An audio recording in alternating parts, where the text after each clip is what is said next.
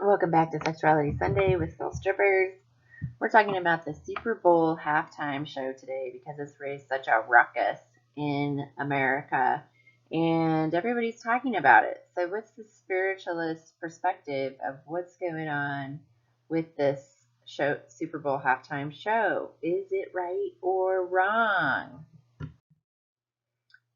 They always like to strike out controversy and judgment in the media, and the halftime show was no different. And we have to really see that we are just puppets to their game playing. But the reason that we're really puppets to their game playing is because we have a bunch of eternal issues. And lots of people sit around talking about what is going on in the world and blame, finger point, and use this to just avoid doing self work. So if you're just looking around like they're doing this wrong and they're doing that wrong and this is happening wrong and everybody's wrong but you, right? You're the one that's right all the time. No. As much as I wish we were all right all the time, it's really not like that.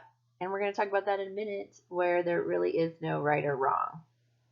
So, what happens is all these triggers are going off.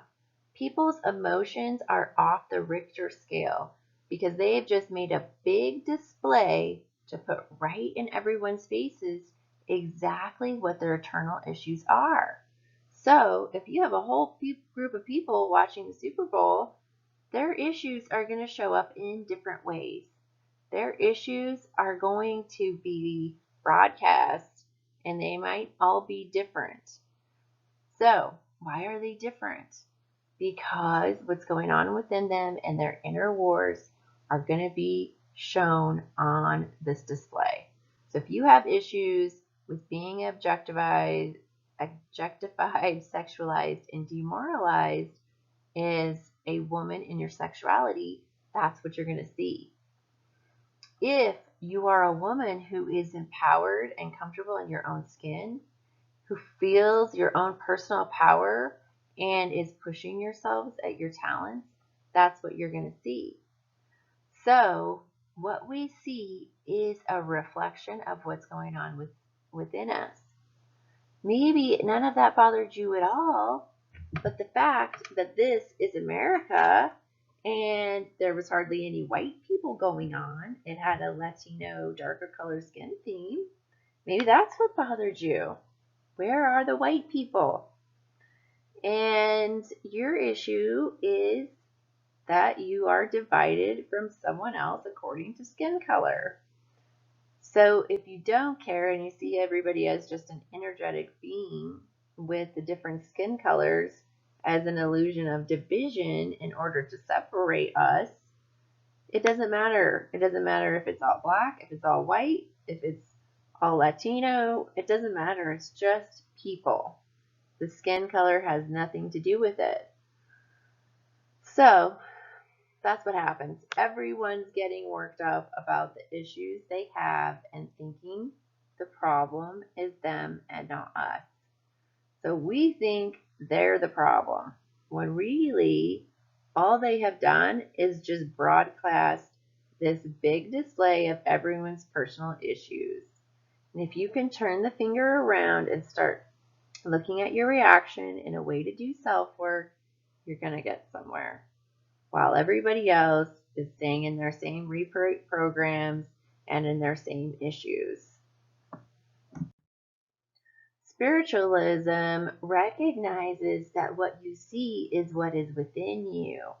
And this is a big difference between religion and spiritualism that I feel is important to understand, because religion can be a lot of judgments and a lot of what is right and wrong.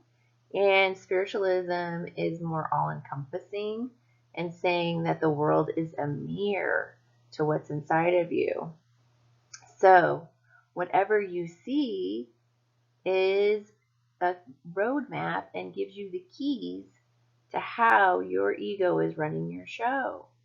So, if you feel shame about your own body, you will have issues with someone who does not feel ashamed of their own body. If you are disconnected sexually in some way, you will have issues with people who are connected to their sexuality. If you have personal power issues, then you will have issues with other people deeply connected to their personal power. If you're divided from someone according to skin color or ethnic background or however that works out, these race divisions, that's what you'll see. And this is an important part of how the world works and why the narcissists have to be in charge in order to show us our internal issues, because they are looking for that. They are looking to show you what's going on inside of you. And they love it when people are all making judgments about each other, because it is not all encompassing unconditional love. And we have to have the narcissist running things at this moment, because we have a lot of fear-based programs that we live in. Even the music industry itself is based around these fear-based programs. And there has to be spiritual tests involved in order for people to heal and evolve. So if you're a music artist with a lot of talent and they scout you out and notice this talent, you sign a contract. You wear what they tell you to wear. You sing the songs they tell you to sing. They have a lot of control. And for that control, they give you a lot of money and a lot of publicity. They push your music on the radio stations, things like that. Whereas if you want to stay true to who you are and your own feelings, your own music, your own what you want to wear, what you want to be, and how you want to do it, they will not push you on the radio stations. They want people who will be their puppets.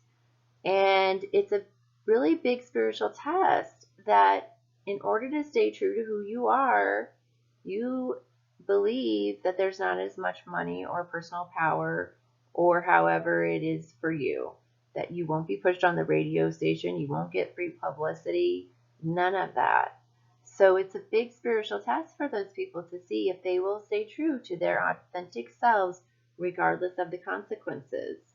And if they overstep that, then you get to the next level and you really recognize that none of your personal power and laws of manifesting has anything to do with who's in control of you. It has to do with your ego. So all of these things work together. And when you can see how you are a puppet to your own ego and how your own internal issues have been married back to you with your relationships with other people, you don't make judgments anymore. You really recognize that everyone is being exactly who they need to be in order to show you your issues. There's no right or wrong. There's nothing here that is right or wrong. Everything is simply being what it needs to be to see what's inside of you. And every relationship is a mirror. So different people are reflecting different parts of our unhealed selves back to us. If you look at animals, they really have no issues about their bodies.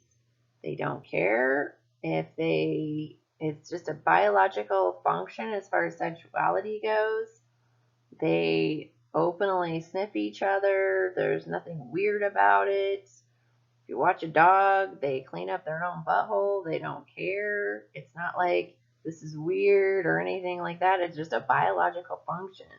And the ego has put a lot of different dysfunctions on the body and shame. We used to all be in the Garden of Eden naked until the ego got control and decided that different parts of ourselves should be covered. And I think that there's an important movement back to being connected to ourselves, being connected to our bodies. And it has nothing to do with being sexualized or not sexualized.